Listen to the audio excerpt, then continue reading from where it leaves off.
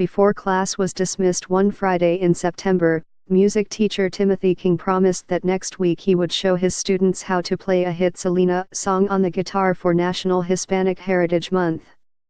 But when King returned Monday, he found his first-floor classroom had been ransacked at Robert Fulton Elementary School in the back of the Yards neighborhood. Stolen were about 30 instruments: acoustic guitars, ukuleles, keyboards, an electric bass, a flute valued at $2,700, according to King and a Chicago police report. More than 2 months later, no arrests have been made and the investigation has been suspended pending new leads, according to police. A private donation has allowed the school to replace some of the instruments, but buying the rest will still strain the budget. "We just can't do as much as we used to be able to do," said King, 28. "I do trombone the first couple of weeks, then I'll do guitar. Then I'll do keyboard, then I'll do drums. But it's like I can't do guitar anymore, I can't do ukulele anymore because it's not enough. It's been really difficult." School principal Lisette Rua opened an investigation into the classroom theft, according to emails provided by King.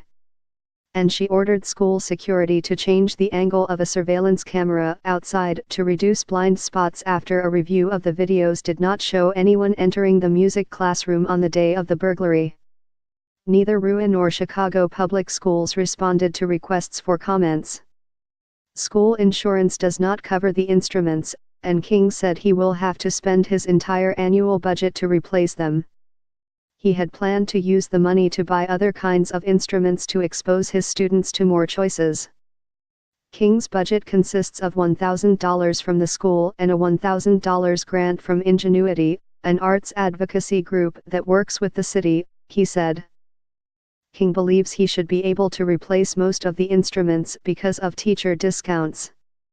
"It kind of sets me back because I already had a classroom set of guitars, so now I'm trying to get a classroom set of something else," said King, who is in his 3rd year at Fulton, teaching kindergarten through elementary students. King serves as the arts liaison for his school, coordinating professional training and working with other teachers. "The reality is when it's time for budget cuts, music arts is one of the first things that goes. I just feel like, if it was another neighborhood or if these were laptops or something or computers, it would be huge. It would be a whole different story," he said. But a couple of instruments on the south side of Chicago. King's plight is experienced by scores of teachers district-wide who work in cash-strapped schools without extra funds, said Wendy Catton, Director of Strategy at Raise Your Hand for Illinois Public Education, a statewide advocacy group. She blamed years of budget cuts and the lack of sustainable funding for arts educations. "There's not an extra dollar sitting around," she said. "Schools are using all their discretionary money, what little they have, and it's really hard." Since 2012, CPS has pledged to improve arts education at all grade levels with the launch of a plan to enhance instruction on visual arts, music arts, dance, and drama.